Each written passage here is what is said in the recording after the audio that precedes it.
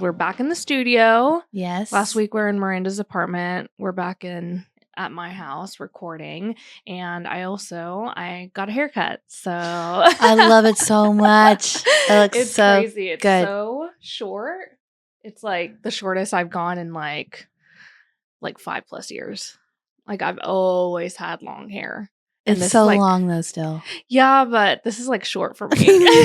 This is like basically a bob to me. Oh my goodness. Because it's just like, I don't know. I'm just so not used to it. It's like longer than mine. No, it is definitely not longer than yours. I think it's a little bit shorter. Oh. Yeah, just a little bit. And I didn't expect it to be this short, but it is what it is.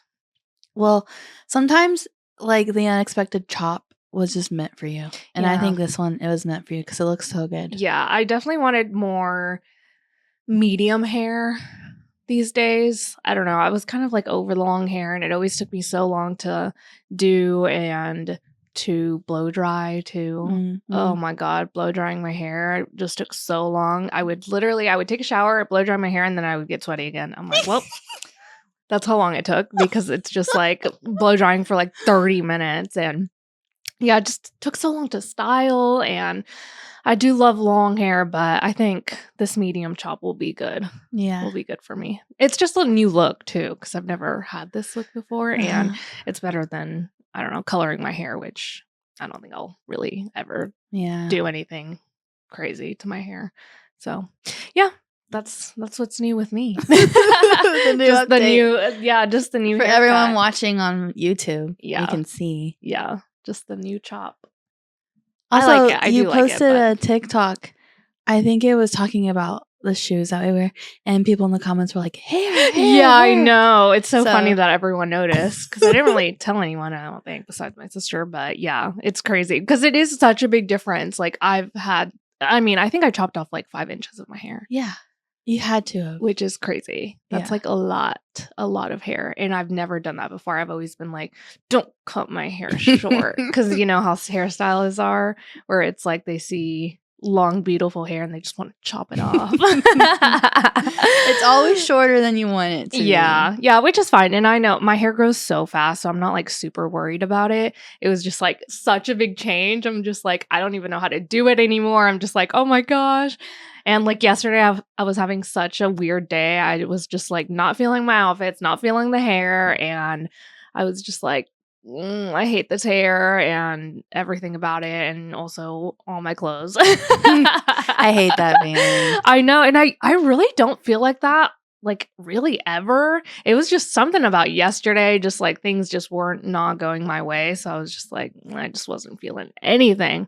But it's fine. It's okay. I thought you looked so cute yesterday. Oh, really? Yeah, I loved your outfit and everything. Oh, okay. I really liked your sweater. Oh, okay, good.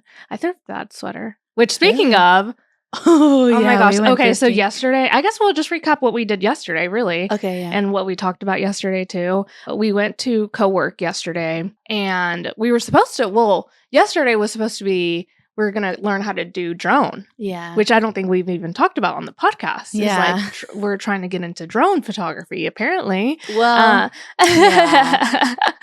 we're wanting to do some drone or learn how to fly the drone for Miranda's wedding on Saturday. And Steph keeps telling us that it's super easy. So we just wanted to like, I don't know, go out for like an hour or two and just kind of like learn before the wedding day. Because this wedding's going to be so there's going to be a lot of moving parts, a lot of people, and we just don't want to go into it too blind. Yeah. And so, that's why we were going to co-work yesterday and then go fly the drone. But it was so windy yesterday. Yeah. So now I'm like, whoa.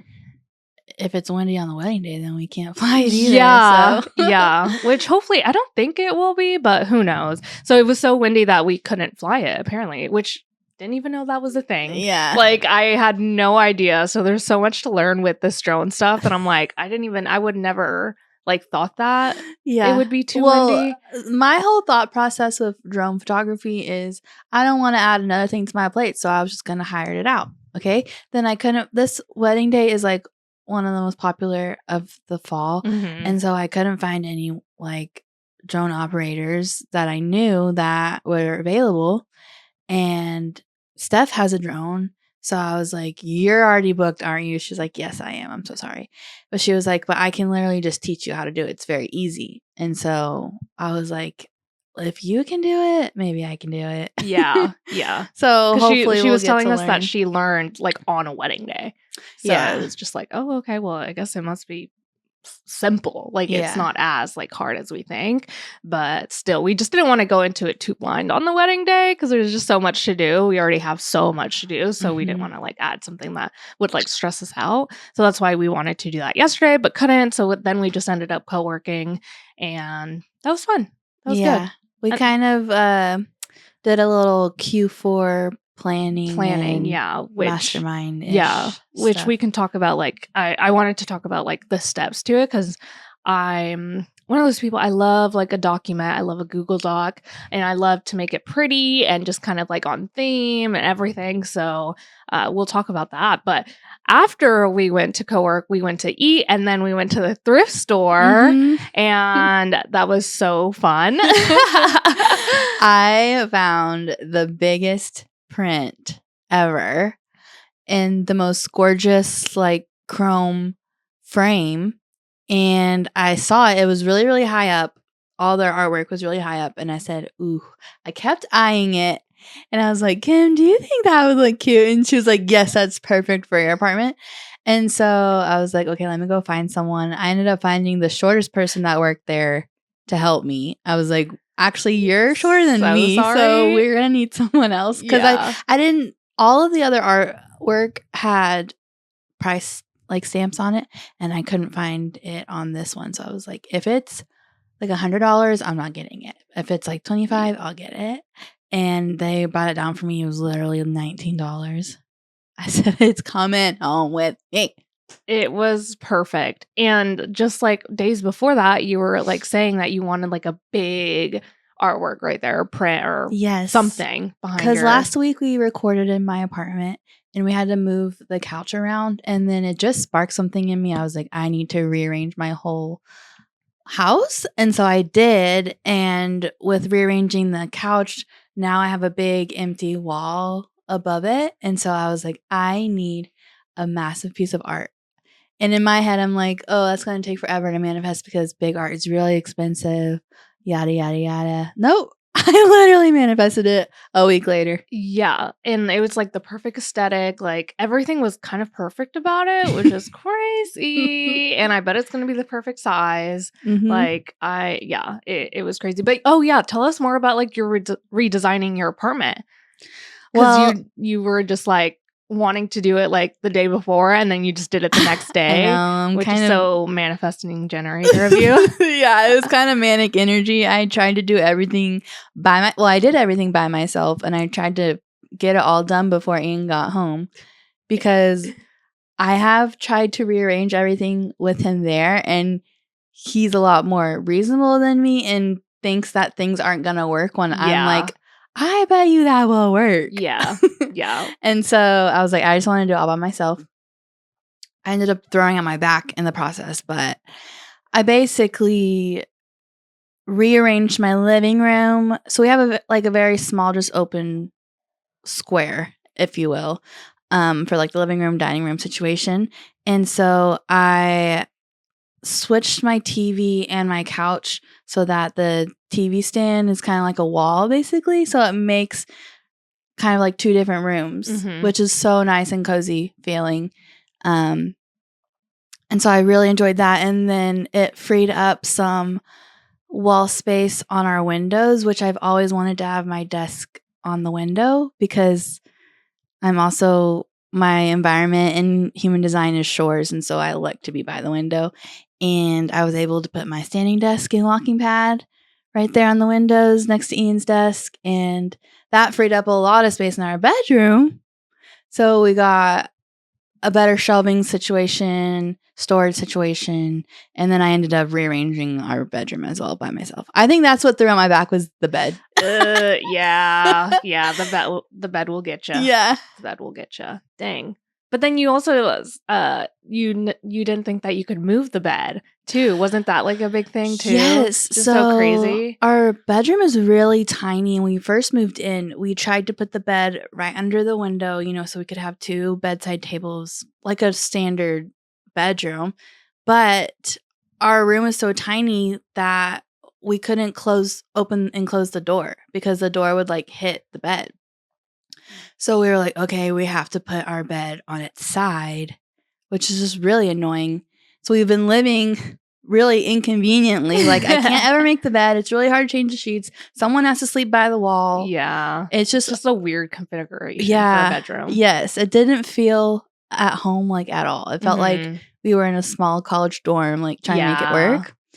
Something told me that I needed to move my bed, and I moved it into the configuration of having it under the window like a normal bed, and the door opened and closed fine. It didn't hit the bed. So I was like, what?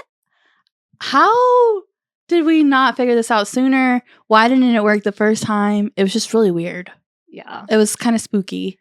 Yeah, well, everything's like working in your favor, which is so cool to see because it's like it feels like very magnetic. Yeah. Like everything is just like working out without without you like trying too hard. It's just happening, which is so cool. Just like with just going to Thrift Giant we didn't plan on going. Like we also went at like the kind of like the end of the day, I guess you could say. And I feel like sometimes I don't like going to the thrift stores at the end of the day because I'm like, oh, everything's gonna be gone. I'm like, every girly that loves to thrift like has already been there, has already picked through everything. And so just like not planning it, we just kind of were like, why not? Well, Miranda was like, yeah, let's go. And I was like, okay, yeah, we have to go to Thrift Giant because I always get so lucky at that Thrift Giant. It's the one in Fort Worth. It is the best one. It's so big too. Like there's always something I find. And you just so happen to find like the perfect print for your house. Well, I think also once we got there, I was like, in my mind, I was like, I need to thrift a coat. So I was like in the clothing section, but there was another girl that was like right by me the whole time.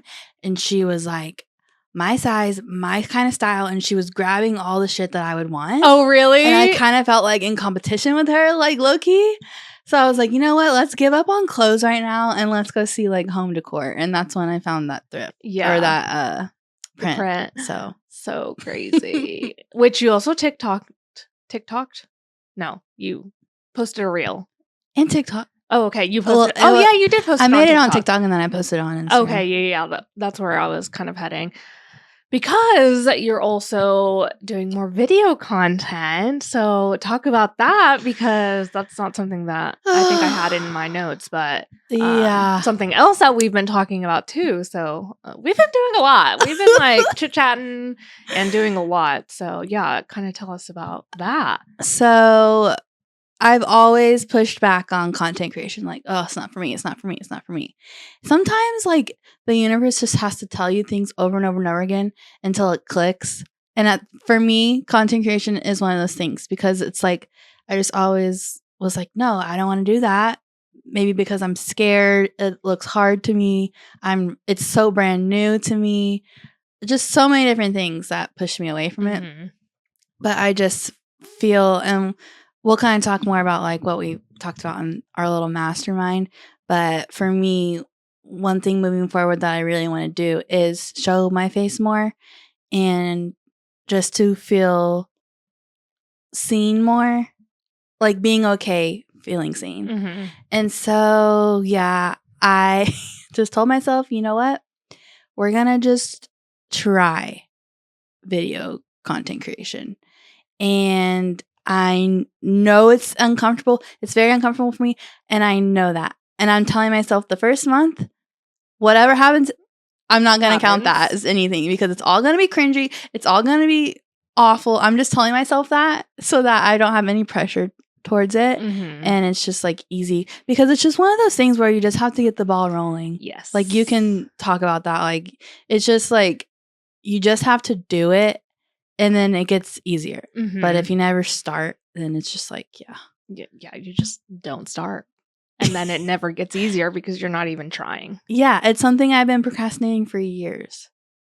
years. So. Yeah, and I've been telling you to do it for so long too. I'm like, I feel like you could do this. I'm always sending her like ideas. Yeah. Like if I ever see like a TikTok that I think is Miranda's vibe, I'm like, oh my gosh, you need to do this. Well, also I feel like we've had a little bit of exposure therapy, like having the podcast being filmed and putting clips out of it. And, you know, getting comments and stuff like that. So I feel like it has like lessened the blow for me a little bit. Yeah, because we already kind of know what it feels like now. And Yeah, it's not that scary. Yeah. Like it's kind of uncomfortable, but yeah, it's just kind of like, I gotta live my life. Yeah. Like, I can't be scared of doing things just because of the internet. Mm-hmm. Which, takes us to TikTok again, because I've been posting clips of the podcast on TikTok. And, well, we've been getting feedback. Our first feedback, guys. Yeah, because what I've been thinking about is that we've been doing this podcast this whole year.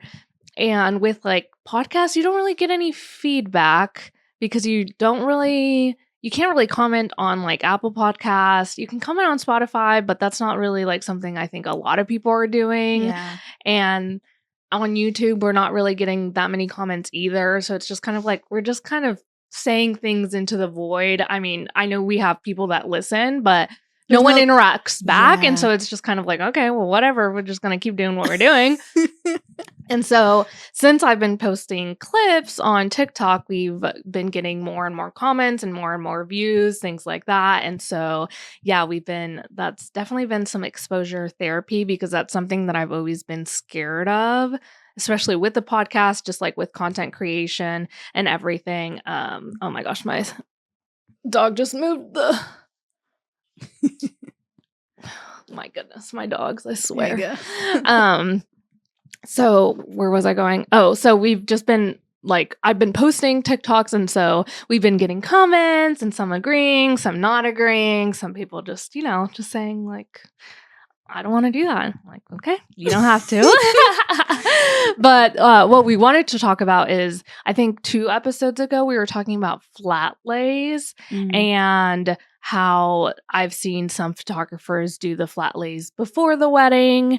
And we got some comments being like, well, you don't have, like, if you do everything before the wedding, you don't have the jewelry, you don't have the flowers, you don't have the shoes, you don't have all that stuff, which you can. I've seen people do it. Like, you can get all of that stuff too beforehand. And especially like if you're doing the rehearsal dinner too, like you could get all the stuff at the rehearsal dinner, take it home, do it after the rehearsal dinner, and then take it to the wedding or whatever. Like, it doesn't matter how you get it, but you can get it. And I've seen photographers also get the florals from the florist before the wedding because they have everything ordered anyways already. So you can get it beforehand. And something I've done too is buy my own florals, which also has always worked for me for weddings where like all the florals aren't going to be at the location, like the getting ready location. So I've bought my own florals. And what Miranda was saying too yesterday when we were talking about it is that some stationers, like some stationer designers, what would you call them? Stationers, don't want all that stuff in their photo. Most don't. I've seen a lot of like discourse online from stationers saying that they would rather the shoes not be in their flat lay photo. I think like what's important to note is that there are different kinds of flat lays. Yes. And we were specifically talking about just the stationary flat like lay. The invitations, everything that they designed. Paper goods. Yeah, the paper goods. Because yeah, like you said, there's so many different ways that you can take photos of the details. And yeah, sometimes to me, it doesn't make sense to put the shoes with the stationary. Yeah. Because it doesn't There's no context to it. It really doesn't make sense as far as the stationary. It makes sense where this is like all the details where you're putting like the rings, the shoes, and everything in the details in the flat lay. So again, there's so many different ways to photograph flat lays where it's like, if you don't want to do it the day before, you don't have to. Yeah. Well, it was funny because you were just like, here's a tip. If you are stressed about time management, do it before. And someone commented like, I would never do that. Yeah. And I was then just you're like, okay, okay, you then don't have to. Because, sis. yeah, it's just so funny because this is the first time we're getting feedback. So it's just like funny to me that someone would comment that, because in the video, I wasn't saying every photographer has to do this, or you're not a wedding photographer. Like, you're the worst wedding photographer on this earth if you don't do this. Like, that's just not what I was saying. I was just like, because I haven't even done it. Like, I have never done the flat lay beforehand. I was just saying, if you feel stressed out about it, you can do it beforehand. Like, that's something that I've seen other photographers do. Not that you have to do that. You can do your flat lay literally any way you want. You can use a venue. You don't have to do the mats that I do, the custom mats that I do for every wedding. You can add the shoes to the freaking invitation if you want to. Like, there's so many different ways, and whatever your style is, you can continue doing that. But if you want tips and tricks, you can listen to us and how we do everything. Also, we got another comment that was like, well, that doesn't work because I like to use the venue in my flat lays. Cool. That's amazing. Like, then do that. Yeah, exactly. Well, it was just kind of like, I never said that anybody has to do what we do. And so it's just funny, like, finally getting that feedback, because I knew that was going to happen. Yeah. And it's just like funny, the things people comment, because I don't know. I just would not do that. Like, if someone was like, a photographer was doing things differently, I would never be like, oh, I would not do that. It's just so funny. Yeah, like, it is funny. You just have to laugh. And I think like having that exposure therapy of like just laughing it off makes me feel like, okay, if I get a comment like that on a video that I make and post, it's gonna be okay. Yeah, I can just laugh it off. It's just silly, and it's just not like that serious. Yeah, it's not that serious. Yeah, that was the point too of the comment as well. Is just like, or just the comments in general, because I also got a lot of flack on one of the clips that I did, which was, it was a story of me at a wedding, for not forgetting, I didn't know that the bride's mom had passed, and I mentioned her mom and I didn't know about it, and a lot of people were very angry with me of like, how did I not know? And I'm like, I don't work for your business. I'm sorry. That's just a mistake I made, and I'm putting it out there so others don't make the same mistake I did. And yeah, it was just kind of one of those where I feel like if I wasn't in that mindset of just like laughing everything off, I would have been like, oh my gosh, like, I can never talk about my mistakes again. I can never put this on TikTok, or like I would like shut down and just be like, oh my gosh, like, people hate me. I'm the worst photographer. Like, I can never do photography again. And so I get it. Like, you just have to like laugh it off and just be like, it's okay. People don't know the context of the whole thing. People don't know about like all the hundreds of other weddings that I've done that have gone perfectly fine, and I've never done anything wrong, no mistakes. But the thing that I was telling Miranda too is like, photographers make a lot of mistakes, even the biggest ones, the smallest ones. People make mistakes. It's just that not everyone is posting it on the internet, like, you know, posting their mistakes on the internet, because it's just like, why would you if you don't have a podcast, I guess? And a lot of them are either they're posting it on the internet, but it's anonymous, like on Facebook groups or, you know, on Reddit threads or whatever. So I'm being vulnerable here and posting my mistakes so other people don't make the same mistakes. And also so I can learn from my own mistakes, because even like with the best systems in place, everything, like, I think that would work for my business, sometimes it's just slips through the cracks and I make a mistake. Like, it's just gonna happen. I'm only human.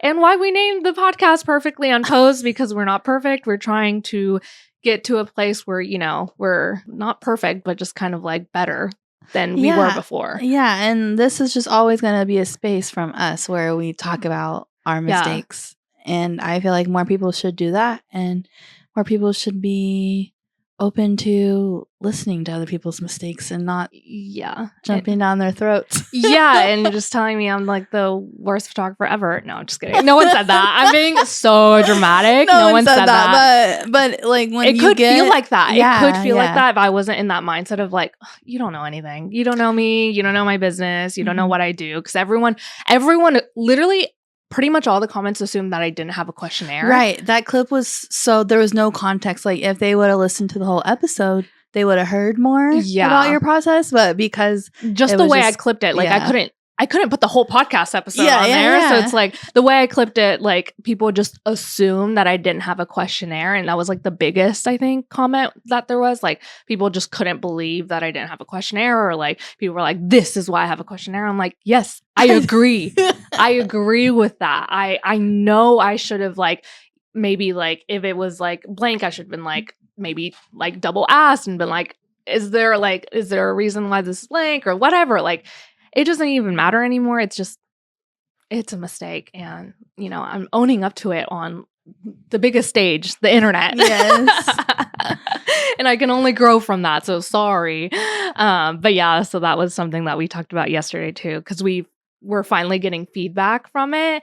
And I guess it's like good and bad because it's like we are getting more people, more eyes on the podcast, but also we're getting people that don't listen to the podcast, so they don't know us yet. So they're like assuming things just based on one clip that they saw on the internet. Mm-hmm. And so, yeah, it's just like hard to be that seen, but it'll be worth it in the end. Yes, it is so hard to be that seen. But also it's like, I just feel like we should like welcome any commenters because it's pushing us out to more people who what we're saying could help them. Mm-hmm. So. Yeah. I'm just kind of like in the zone where it's just like, whatever. I don't care. I'm going to have opinions. People are going to disagree with them. I disagree with most people, most photographers. So it's like, it is what it is. Like people are going to like us or not. So I'm just going to continue posting because that's how we're going to get seen. And that's how we're going to hopefully eventually make money. Yeah.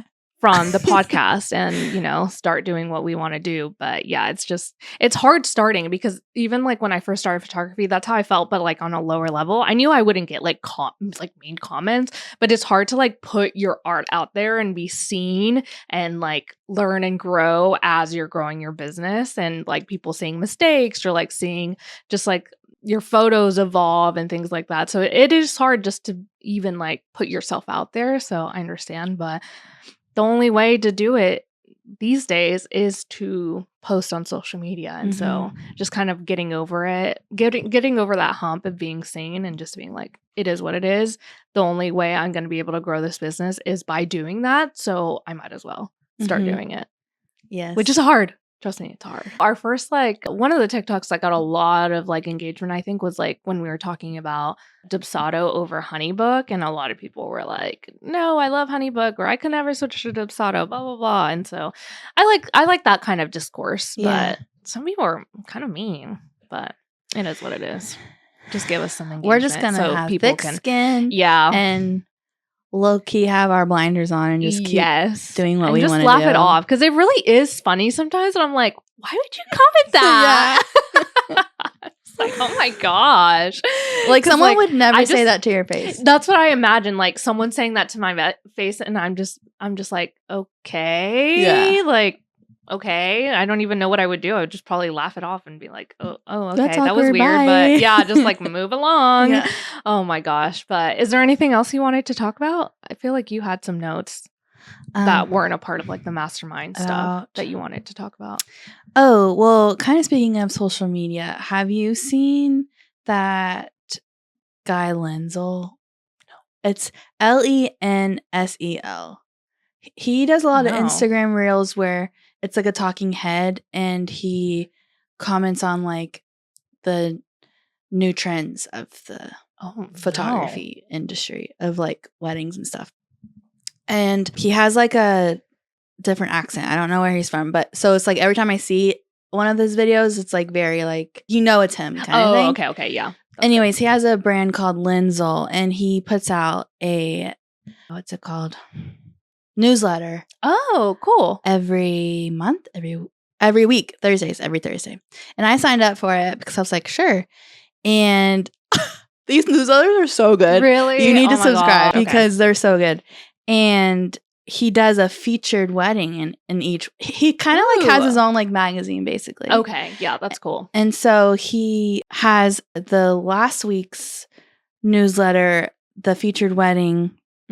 Was by Sarah Asner, and this is literally what we were talking about 2 episodes ago. Was it? I don't know. What was it about? We were talking about you and I like second shooting together. And I think it was last episode. Okay, last episode. Yeah. And kind of just how we love the collaborative feel and how we can trust each other. Yes. So she had a second photographer, and she was this is a quote from the article. Ooh, okay. She said, "I truly believe that working as a team leads to the most diverse and beautiful results, similar to how campaigns and studio shoots are a team effort. And it's important to remove ego from the process." Because remember how I was talking about, like, you have to let go of your ego of, like, I can't get all the shots myself. Yeah. And she said, "It's almost impossible to find someone who sees the world exactly like you do. So you have to have a collaboration with someone who understands your vision and adds their own strengths to it while also meshing with you and bringing positive energy to the day. We shot this wedding very intuitively." And I thought that was like exactly how you and I work together.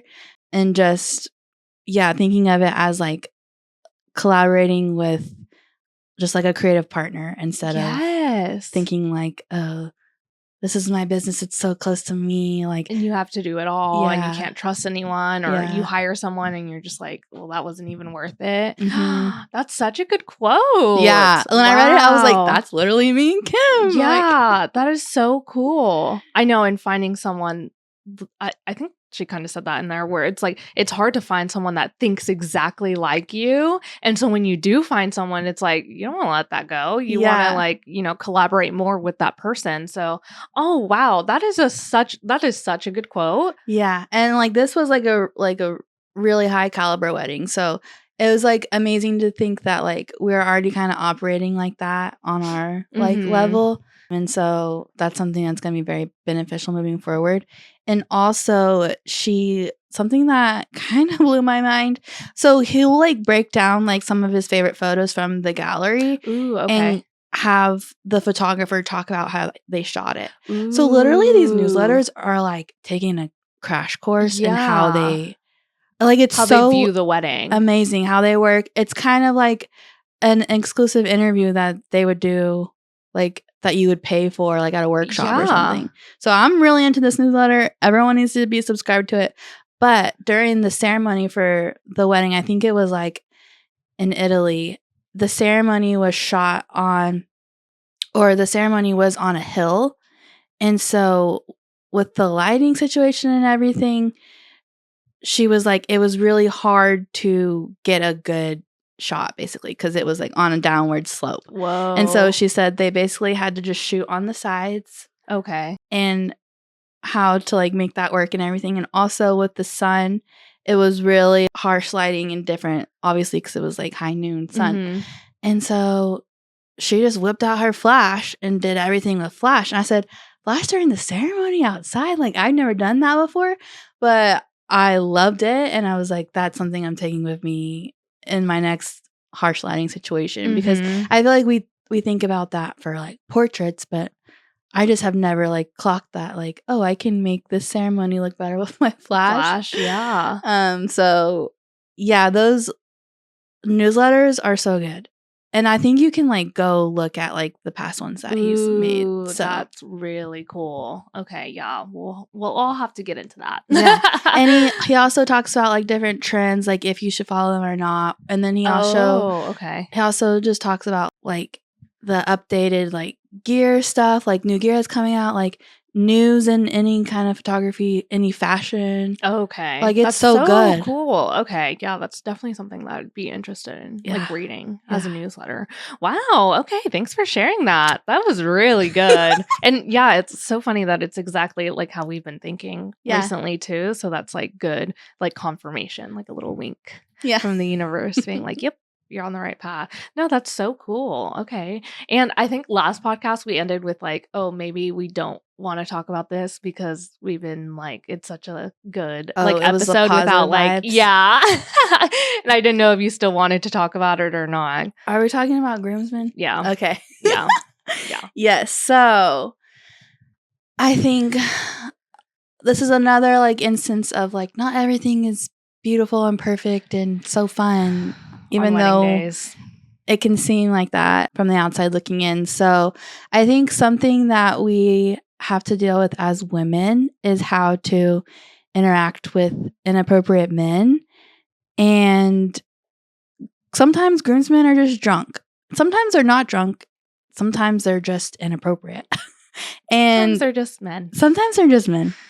And I've been kind of trying to step into this era and aura of being professional while also being kind and not being too kind people pleaser. Yes. So that also just not taking shit. Yeah. Like, because if I was a man, they wouldn't talk to me that way. So it's like, anyways, there was a situation where I was in the grooms getting ready. Sweet. And when I first walked in there was just one other groomsman in there, and they were very kind.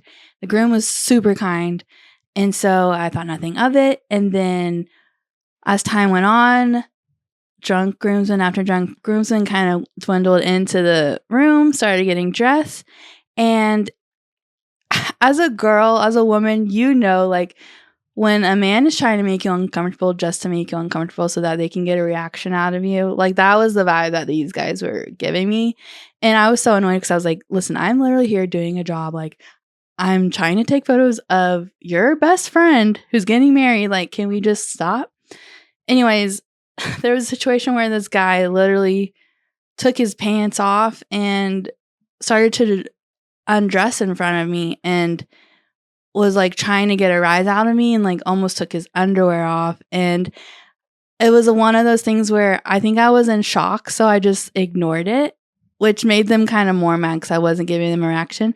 But if I could go back, I would want to tell myself, like, it's okay for me to speak up and say, hey, like, if we're going to be inappropriate, I can step out and let y'all do whatever, and then I can come back in when you're ready to, like, not be like that. Whatever. Yeah. And so, yeah, it's just hard to speak up, like, as a woman like that. But I think we definitely have a right to do that. We should do that moving forward. And it's okay to be professional and to, like, kind of be, like, not stern, but, like, not like, oh, so sweet and meek and, like, or like laugh at it, or like give into it too.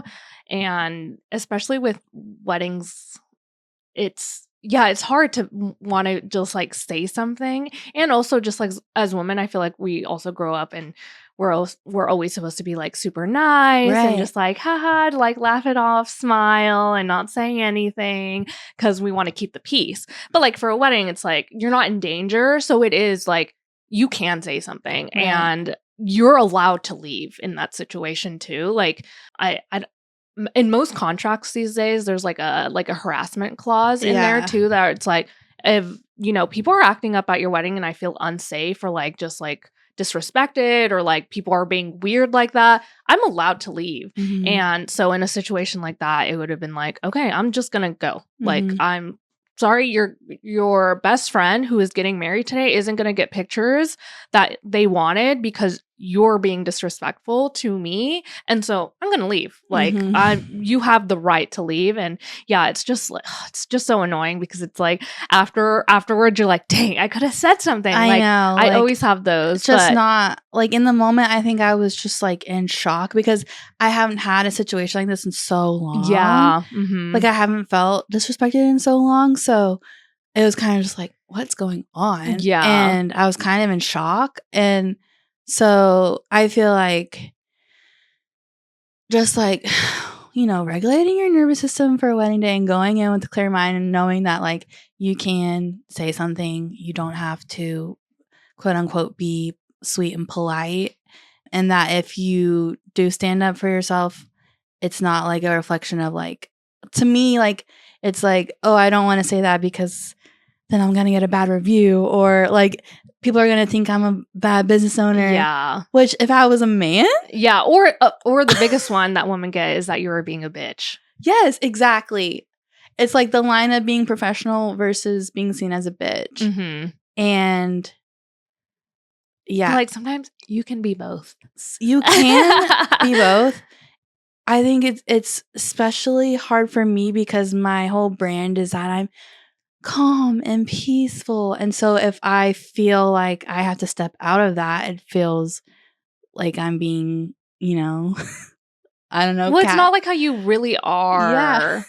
in real life. Well, obviously in real life, but it's just not who you are. So it's hard to step away from that. But sometimes it's like you kind of just have to be stern and be bitchy to someone that honestly, because we were talking about this a while ago too. And I was just like, sometimes it's hard to say something to them because you don't want to almost like embarrass them, but they should be embarrassed. They should be about what they're doing. Yeah. Not the other way around. Like I shouldn't feel embarrassed, or I shouldn't feel shamed that I'm like about to embarrass them, but like they're the ones doing weird things, not me. I'm not the one doing weird shit and talking to a professional like that.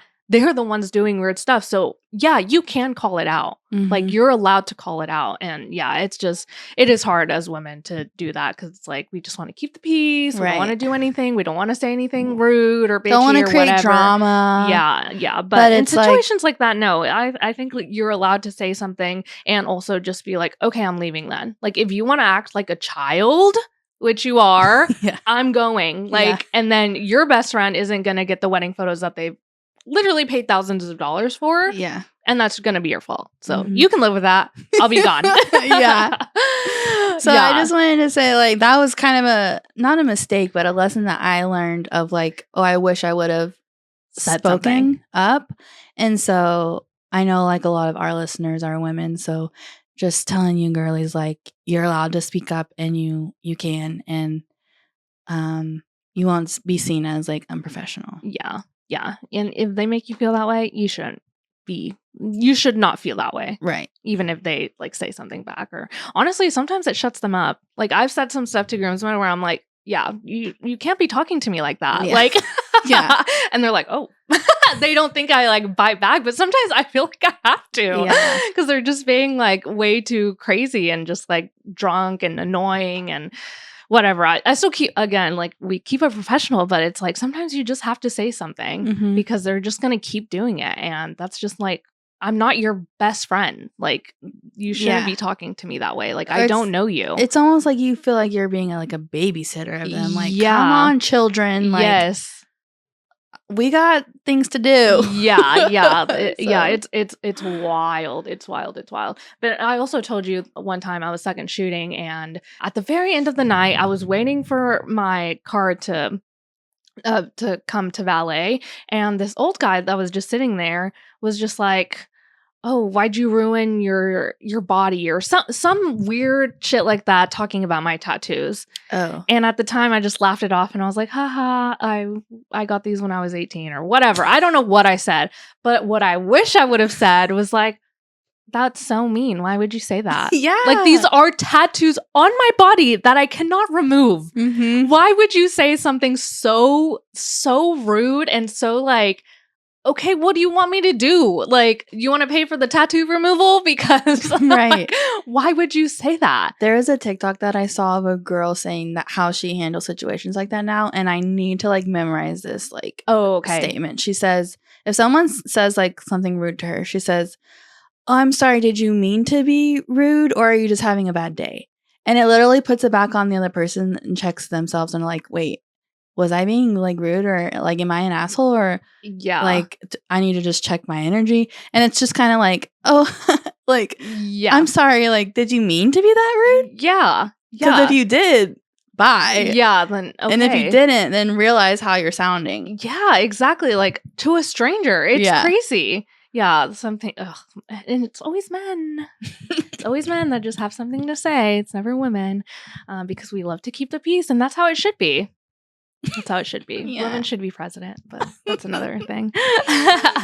But okay, so now we can kind of talk about like the mastermind, or I guess it was kind of like a mastermind, but the document that I created for just Q4, and I know we're basically like already like there's only 2 more months for Q4, but I created this document based on like a TikTok that I saw, and the TikTok I saw was like 3 different steps of how to plan things out, even if it's not for a quarter, if it's for like a month, for the fall, for a season, whatever you want it to be. It could be for the whole year if you wanted it to. But the first step is to just kind of like visualize it. And the whole premise of this too, my document, was kind of like about storytelling and being the director of your own life and being your own muse. Like, just like, you want to be inspired, so inspired by your own life that you don't have to like look at anyone and be like, oh my gosh, I wish I could be them. Oh, I wish I could be them. Or like, I wish I had what they had. You're almost becoming the version of where you're like, oh, I love everything that I'm doing. I love how I'm feeling. I love everything about who I am, and I don't need anyone else to be inspired by, because I'm so inspired by my own life that it's just like, I don't need anything else. I'm just like, I am my own muse. And so the first step is being the writer. So just like a movie, you have the writer first, and then you have the director, and then you have the actor. And so for the writer, you're designing the feeling of like how you want to feel every day, how you want to feel in the morning, how you want to feel at the wedding day, like how you want to feel like overall. Because really, when you're planning things out, like say you want more money, you don't really want the money. You want the feeling that goes with the money when you buy something that you want. And so like if you want like a big house, you need the money to buy the big house, but you also have to have the feeling of like, I need to embody how to get more money to buy the house. And so first you have to start with the feeling and like writing it out, and just like, how can, before I set like a single goal, I need to start with how I feel to get to that goal, which I feel like a lot of people skip that step of like the feeling. And so, yeah, for like Q4, I wrote that I want to feel confident and expansive in my business, clear and focused about what matters, grounded and calm in my body. And I just want to romanticize everything. And again, just be like so inspired by my own life that I don't need anyone to be inspired by. And yeah, so that's like the first step to it. And then the second step is to be the director. So you're creating the plan. This is where you're really like, this is where you zoom out and ask yourself, like, if I already felt that way, the like all the feelings of joy and happiness, being grounded, what would my days look like? And so this is where you're kind of directing and being like, okay, what can I do in the mornings to feel that way? What can I do in the afternoons? What can I do just day to day? What crafts, hobbies is that person doing to feel happiness and joy and all of the things that you want to feel?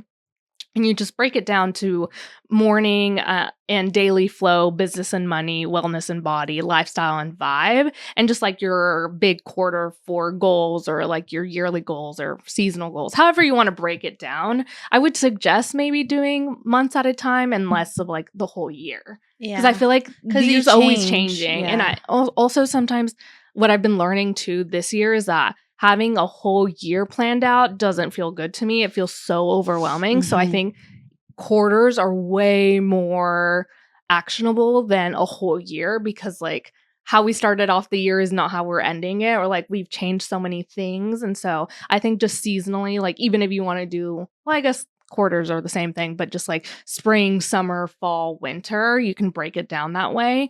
And so, yeah, so what we want to talk about for like creating the plan is like the difference between goals versus structure, how to set up rituals that make your goals inevitable, and then just specific examples of exactly what you're doing in the morning, how you're doing your content planning strategies, and just like romanticizing your work days, like how would that version of me be feeling, and like what would I get like poppy and open it up and like get to work that way, or am I drinking, or am I like getting some sort of breakfast in the morning? Am I walking to a coffee shop in the morning? Like how are you actually doing the day to day? And then step 3 is to actually embody it, and that's like the actor part of like the storytelling, because you have to have both, or you have to have all 3, is like the writing, the directing, and the actor. And so the actor is embodying it and just being like, okay, this is my favorite part. This is where I stop planning like future me and start acting like her, because this is where you're gonna actually do the morning routine, because it's all fine and dandy to write it down, dream about it, do it. You're like in bed and you're like, just dreaming about it, visualizing it, but it's another thing to actually do it. It's another thing to actually do it. So this is where you're like, you are starting to act like her. You're actually getting up in the morning, doing what you want to do, doing the morning rituals that make you feel so good about yourself. And so, yeah, that's like the 3 steps that I've been doing. And that's kind of like what we did for the mastermind, is like creating all of that. And then afterwards we did like more of like a business strategy type of vibe. So it was just kind of like the CEO mode, because for the first 3 steps, it was just kind of like the feeling and like what we want to do. And then we really wanted to dig more into the business side of it. So we just kind of had like different questions of like what worked last quarter, what didn't work last quarter, and what patterns did we see in like our business, and like how can we change that, and all of those things. So that's just kind of like the business mastermind session that we actually did yesterday. Yeah, I was like, last week? No, I made the document last week.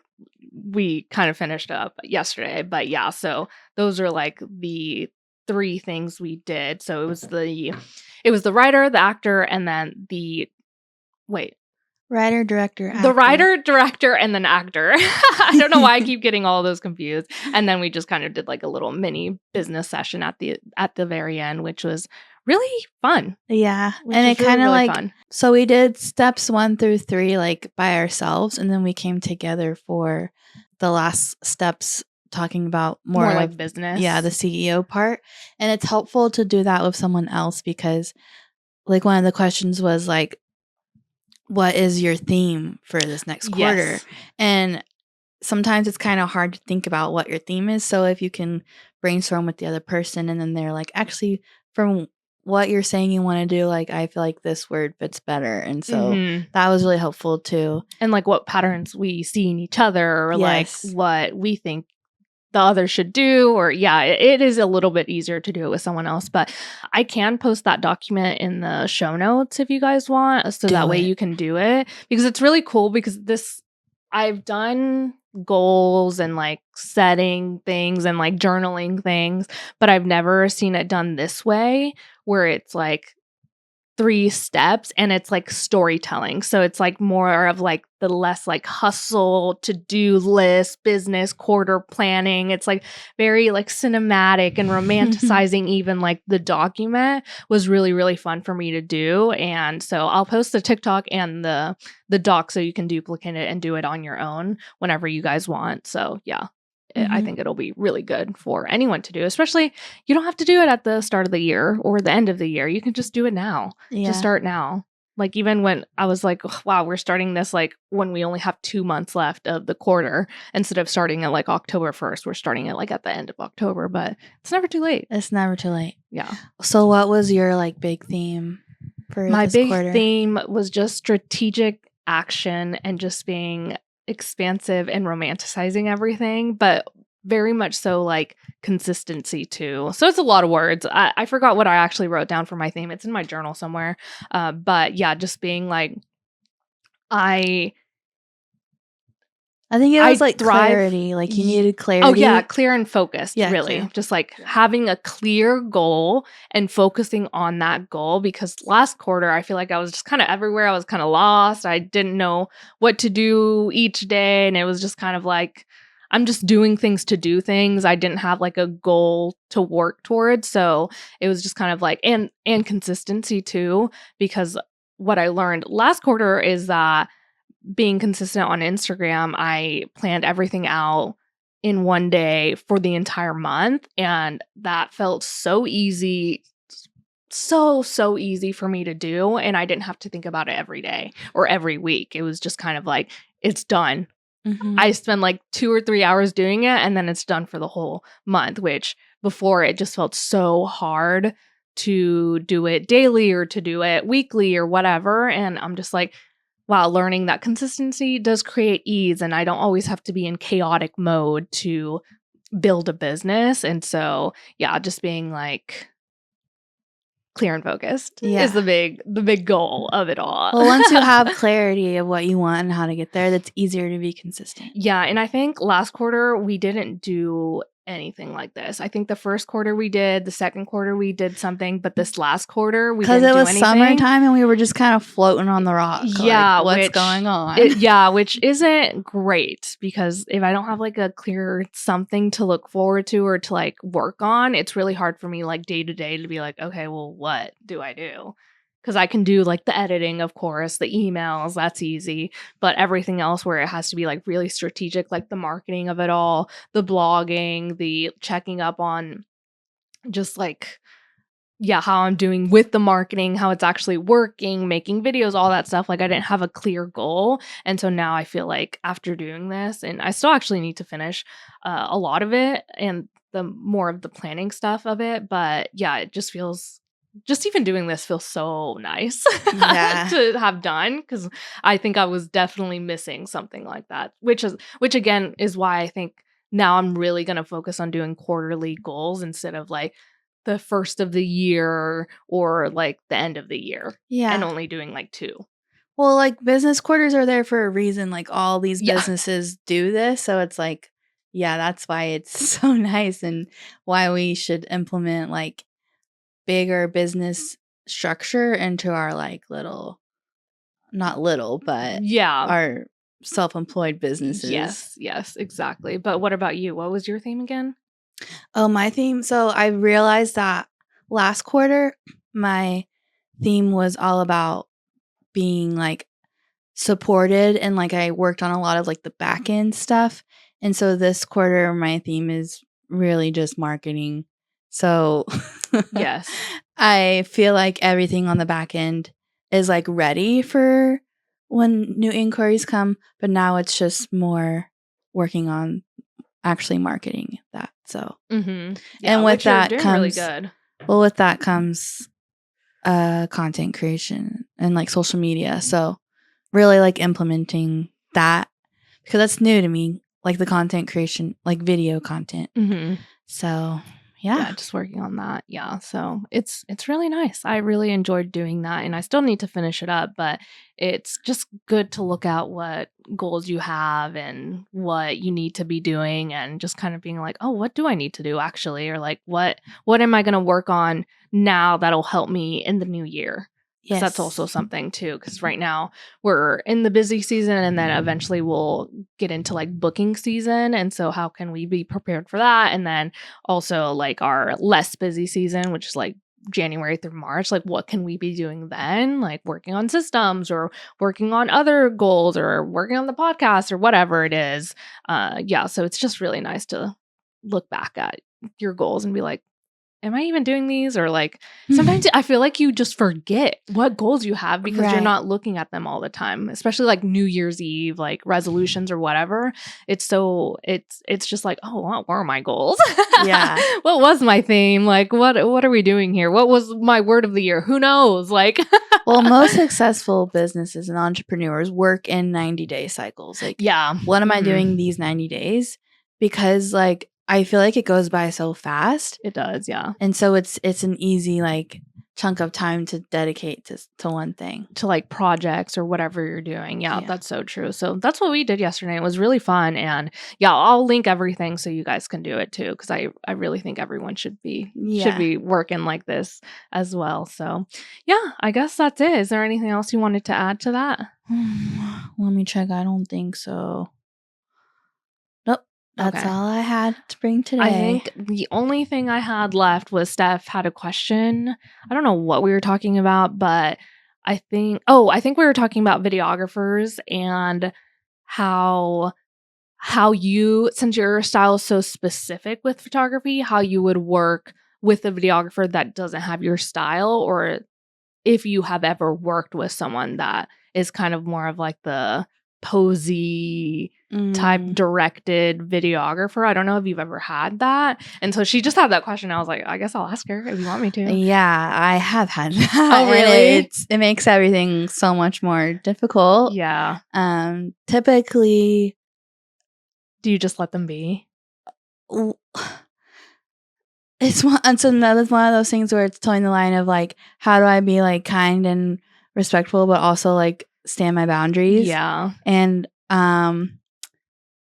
well, a lot of that is preventative. Yes. So if you can talk to the videographer beforehand and ask them what their plan is, it makes the day go a lot easier. And so for Saturday, the wedding that we have coming up, I reached out to the videographer because I'd never worked with him before, and I asked him, like, what is your process? This is my process. I want us to be seamless day.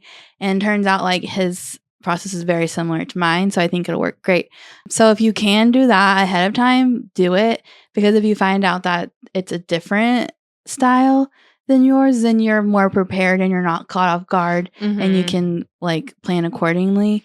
I think when videographers have a completely different style than me, I just kind of check in with my couple during the day, like, hey, how are you feeling about everything? Like, just realize that, like, you know, just realize that it's gonna feel a little clunky because normally when people aren't my style, we're doing things over and over again.